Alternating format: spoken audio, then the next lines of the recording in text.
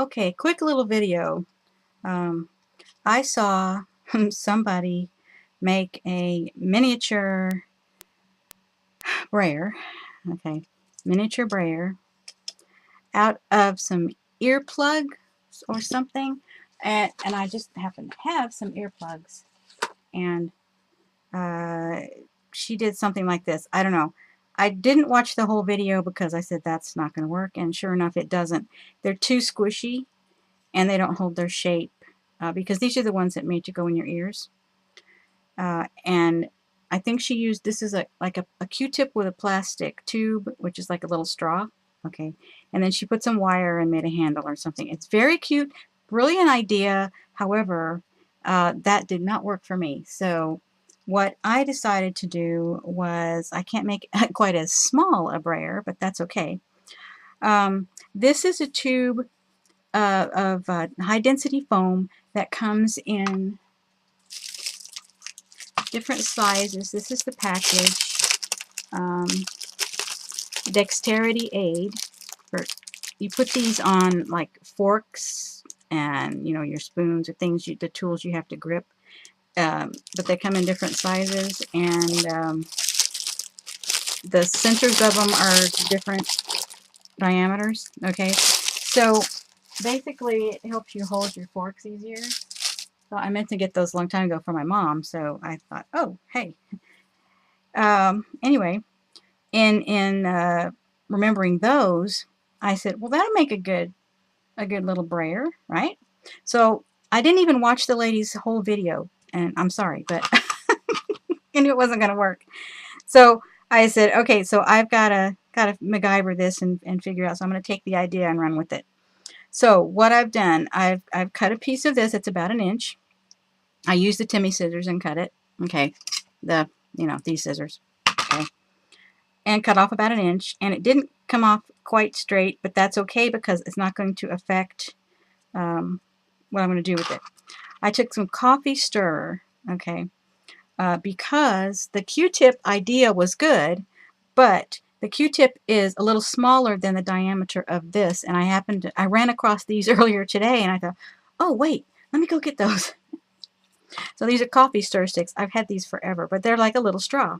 Okay, and so I took a piece of that and stuck it in there, and it's sticking out about 1/8 of an inch on either side, and it's holding pretty firmly inside there, so it's just the right size. And now I had this piece of wire in the drawer, and I remembered running across that a couple days ago, so I said, oh, I wonder if that would make a good handle. Well, in theory it does, except it's not formed correctly, and it's too narrow. Okay, and I don't remember what this was. Might have been a paper clip. I really don't remember, but it's been in the drawer a long time this way. I don't remember what I used it for. It was a handle for something temporarily. Anyway, so I got a paper clip. So I undid the paper clip. Okay, and I got my pliers, and I'm going to try to form this into a handle by using my pliers. So I'm going to try to grip it in the middle. And I wanted to turn the camera on real quick because I may not be able to duplicate this, but we shall see. Anyway, so I'm going to bring the ends up until it's I used to make wire jewelry, so this is kind of remembered. Using the 2 pliers helps a lot. This is my oldest pair of pliers, jewelry pliers. I've had these a really long time. They've been through the ringer. Now, I'm noticing right now that this paper clip is coated with plastic, and the pliers are tearing it up. So, may or may not work. So, what I want to do now is cross the handle. This is going to be the handle. So, I'm going to cross these 2 wires.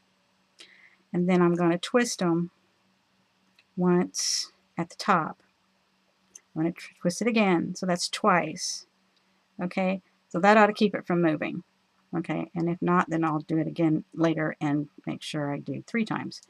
Okay, now what I want to do is make sure that I have it far enough apart so that when I bend these ends, and I'm going to go 1/2 inch, when I bend these in, it's going to go inside. I think that's too far. I'm going to have to do it a little less than 1/2 inch. I'm going to do this one again. Less than 1/2 inch, okay? A little more than 1/4, but less than half. All right. Okay, so I've got this now. Let go and see it's kind of tearing it up, chewing it up, the coating on it pretty well. And what I wanted to do was make it easier to hold it by making it flatter. I guess I need my other needle nose pliers.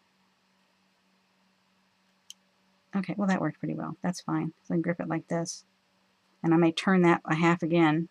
I may turn that, and we'll see how that works. Anyway, okay, so I'm going to take the roller and put this in the ends, and then I'm going to squeeze it to get it to hold, but then it also has to be loose enough to roll without wrecking the straw. Okay. Okay, so there we go. There it is. And that's all. Now, like I said, I may twist the handle one more time to the half, like that. Oh, now I've messed that up. So twist it, see, so it's twisted to the side, like that, and then put this back. Center it, okay, like so. That way, see how it's running, it's perpendicular to it. Now, it's vertical rather than horizontal. There, that's an easier grip. Okay, that works better for me. But there you go. One paper clip, one coffee stir straw, and a piece of foam tubing. Or it's not exactly tubing. It does all it does have a hole in the middle, so that's technically it's tubing. But there you go. Oh, some pliers, scissors. Easy enough. There you go. Quick project. Can't wait to use it.